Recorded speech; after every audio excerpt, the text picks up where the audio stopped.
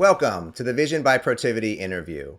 I'm Joe Kornik, Editor-in-Chief of Vision by Protiviti, our global content resource looking into the future to examine the big themes that will impact the C-suite and executive boardrooms worldwide. Today, we're exploring the future of ESG and its strategic implications, and I'm happy to welcome Mario Abreu to the program.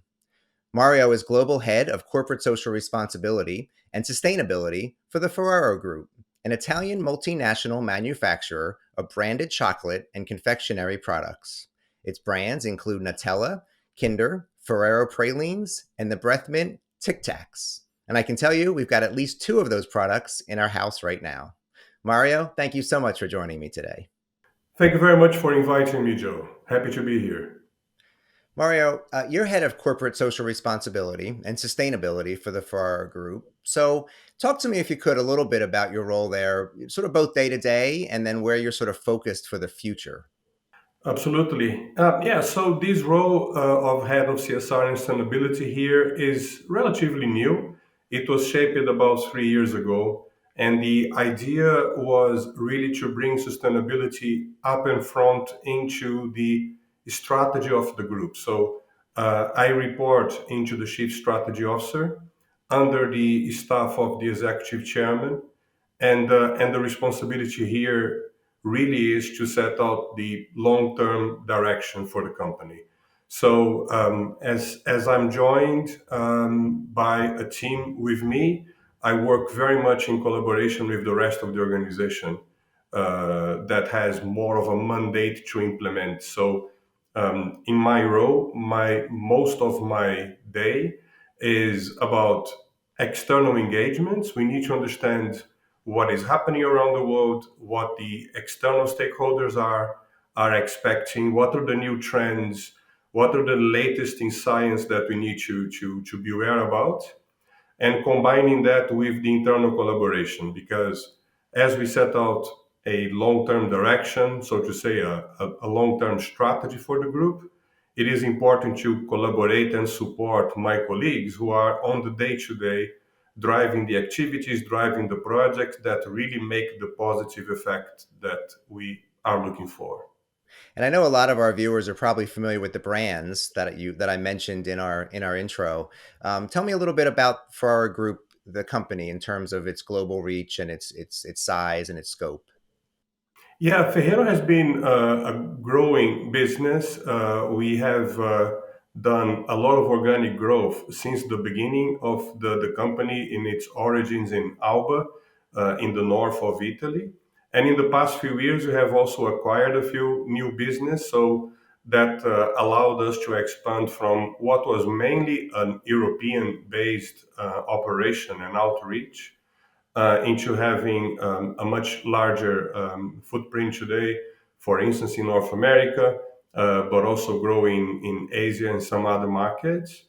And we are more than 35,000 people right now in the company with many brands. So besides the ones you have mentioned before, we have acquired or developed a few other ones like Butterfinger, and a few other companies that we have acquired, for instance, outside the more traditional chocolate business in regards to cereal bars like Eat Natural. So the company is expanding, and this is one of the very interesting things of the job as well, is to bring in new companies, understand where they are in their, let's call it, sustainability journey, and help them kind of a converting towards the path that we have been setting here. Right. And I know, especially as you grow, I know Ferraro takes sustainability very seriously. I know it's a big part of your company's culture. I was taking a look at your annual sustainability report that you have published on your website, and we can put a link to that in the video. And I know that sustainability report measures everything from environment and how you source ingredients to responsible consumption and empowering your people. Can you walk me through some of the highlights of that report? Because I think it's a really interesting look at the company. Yeah, absolutely. And as you said, we try to put our information available there on an annual basis in the sustainability report. We have been doing even a bit more than that. We have been publishing on our sustainability website, ferrerosustainability.com. We have been publishing a lot of other documents as well that we believe stakeholders are interested to see. But for the report, as you said, we have now a history of publishing sustainability reports. We are more of the type of company that talks about the walk than walks the talk. We try to avoid over or under promising, and we try to focus on delivering and reporting transparently on things that we have achieved. We have, for instance, this year reached a very very important number for us, which is regarding sustainability of cocoa.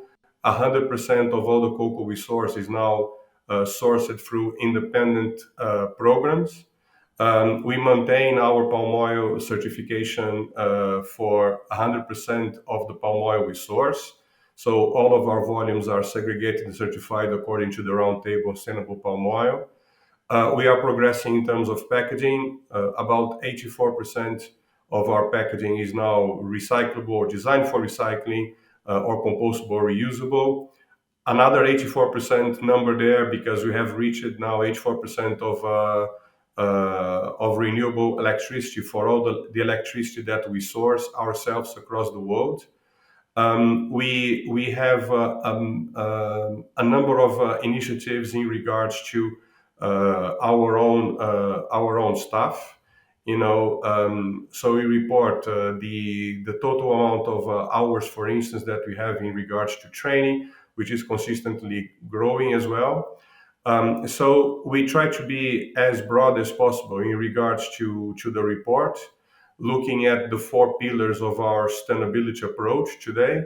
And I hope the reporting is interesting for the readers. We know it is still a long report. It's almost 100 pages. And we would like it to make it more concise. At the same time, there is a lot there. There's a lot of information there. We try to also bring in some case studies. We have very interesting collaborations ongoing on the ground in Turkey to protect human rights for hazelnut farmers, in Ivory Coast and Ghana, also in regards to protection of human rights for the farmers, the smallholders, who source a lot of the cocoa we consume in our plants. So all of this makes it for a long report, but I hope an interesting one anyhow.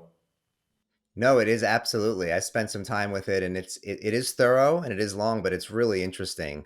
And a lot of that report focuses on the progress that the company has made or is making. But some of it's also a vision statement, right, on where the company is going or wants to go. So can you talk a little bit about some of Ferrero's goals for, let's say, 2030 and beyond? Yeah, sure. So, Joe, as I mentioned, we like to talk about what we have been doing and avoid promising too much. But one of the responsibilities that I had arriving here was to start setting these ambitions towards 2030, right? So one of the first things we did was to get our climate goal approved by the Science Based Targets initiative. So we have aligned our emissions in terms of scope 1, 2, and 3 to the IPCC curves according to the recommendations of SBTI. So we have a target for reducing our carbon footprint of all the energy we produce, all the electricity we buy by 50% between 2018 and 2030, despite growth, and we are growing at a reasonable pace. So that requires not only that we go for renewable electricity, but also that we produce energy ourselves with the lowest possible carbon footprint. We have goals for packaging for 2025. We have goals for sourcing cocoa, hazelnuts, palm oil, sugar for 2025 as well. So now what we're trying to do in regards to 2030 and kind of the longer perhaps horizon there is to use some of the ambitions we have now been able to put in place for 2030 and use that as some kind of a backcasting. So if we have a vision of where we want to be in 2030 and we take account of where we are today, then we started influencing what the next 3 years will give. And with that, we reached 2025, for which we have already some goals, as I mentioned, packaging, raw materials, etc. And that already starts to give us an opportunity to think about what are the next steps beyond 2025 that we're going to have to implement to be able to reach the ambitions for 2030. Because at the end of the day, as we see with climate change, the conversation has been mostly to reduce emissions, mitigate emissions. But now we see that climate change is all over. We see that on the daily basis. And then we have to continue working on mitigation, and we have to continue working to minimize and avoid emissions as much as possible. But we also have to increase the resilience of the business to adapt to the changes that we cannot avoid anymore. So that for me is one of the key important parts of being able to look into the future, is to be able to increase the resilience of our business, Hmm. and not only about making promises, it is about ensuring that whatever comes our way in the next 5, 10, 15 years, we're going to be ready to continue developing the business in a sustainable way from the perspective of profit generation, of providing environmental protection, and creating social justice.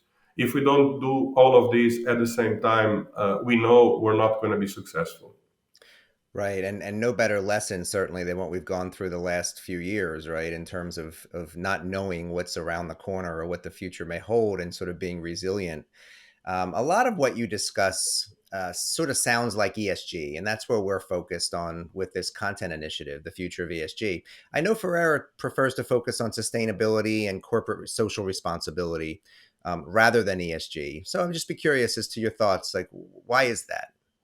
Joe, very, very interesting question. I think for most of laymen, it might not make any difference. At the end of the day, it's all about sustainability.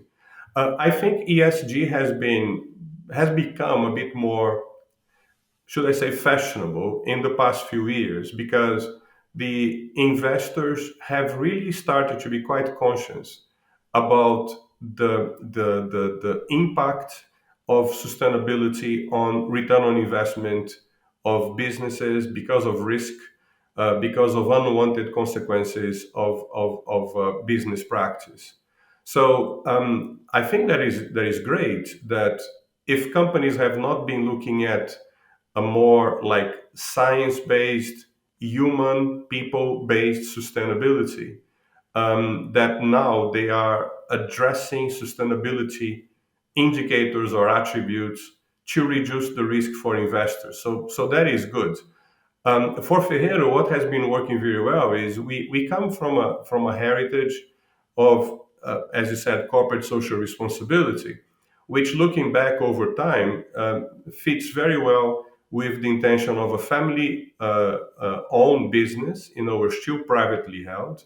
And from the very early days, the founding fathers of this company, they always believed that they needed to give something back to society. And giving back to society, whether you call it philanthropy or corporate social responsibility, is a good thing. Is about kind of making sure that you are supporting where you work, the people that work with you, the people that are in your supply chains, to be able to give something back. Now, as we start talking about resilience, as we already did, we need to make sure that we understand what science tells us as the right way to go, at least in terms of environmental protection.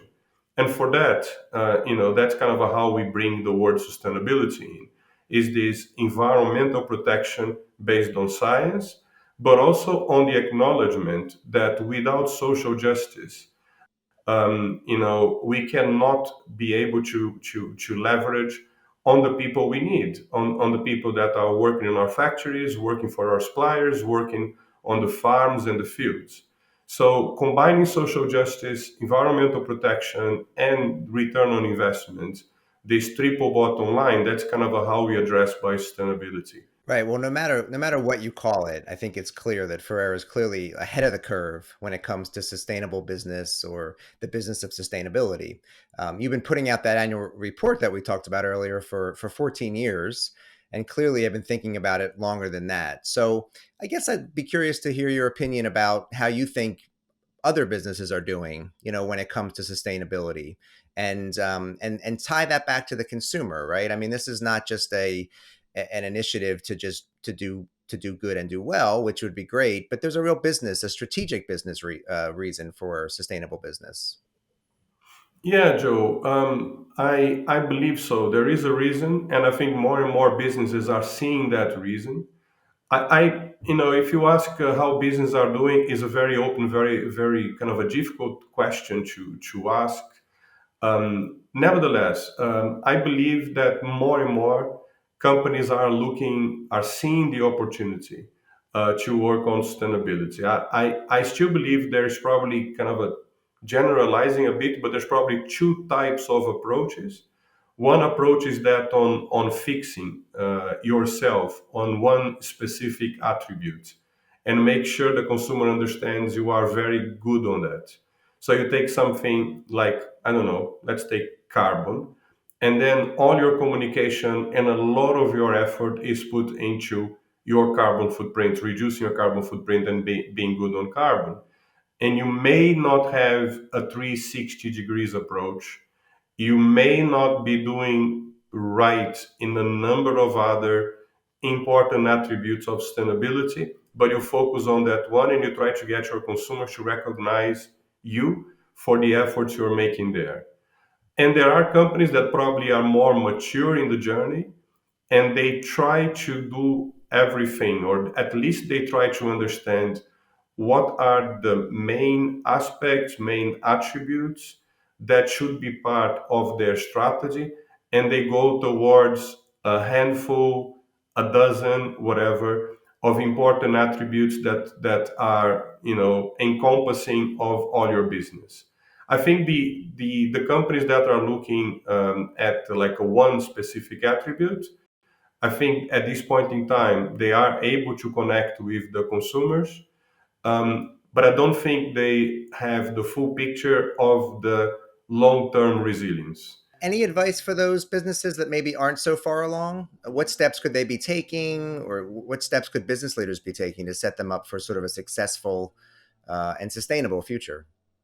Yeah, I think first and foremost, you have to have someone in your organization who is spending enough time to think about sustainability, who is empowered to not only hear your external stakeholders, but also interact with your internal stakeholders and start deciding what are the key elements to be the priority focus. You cannot kind of just go from 0 to 100, in a couple of seconds. You have to be able to, shift your gears as you move forward. You have to be able to understand where are the pressing points, the hot spots. Start listening to your business partners, your consumers, and start creating both the internal, not necessarily organization, but the internal group of people that will feel empowered, that will feel capable of starting to work on sustainability attributes, and then also start, reaching out to consumers or to your end customers, and be aware of what is it that they want to get from you. So I think everybody has to understand it's complex and it's a journey, and I think this is one of the key aspects that we have to keep in mind all the time about sustainability. Thanks, Mario. Last question for me, and it's bold prediction time. I'd like to ask you to look out to 2035, let's say, and predict a couple of things for me. One, where the Ferrera Group would be at that point in time, and two, where do you think we'll be, as a planet? I mean, do you think it's a better world in 2035? How optimistic are you? Carefully optimistic. I think we have to have a better world in 2035. I don't think we can afford not to. And I mean, if we care about our children and their children, we have to have a better world in 2035. And we cannot wait for 2050 to start changing things. We have to start changing things today. Where the Ferrero Group will be, well, hopefully that's kind of what we're here to do, is to kind of a guarantee that we will continue to have a reliable supply chain, continue to make products that our consumers, are delighted to taste and to savor, and be able to be resilient, no matter what will come our way. And I think that's kind of where we're trying to head, to be more resilient in our strategy. And I think we know enough about the path that we are taking, and hopefully Ferreira is going to be, if not stronger, as strong as it is today in 2035. Yeah. Thank you so much for the time today, Mario. I really appreciate the insight and the look inside the Ferraro Group. Thank you, Joe. Thanks for inviting me. Thanks a lot. And thank you for watching the Vision by Protiviti interview. I'm Joe Kornik. We'll see you next time.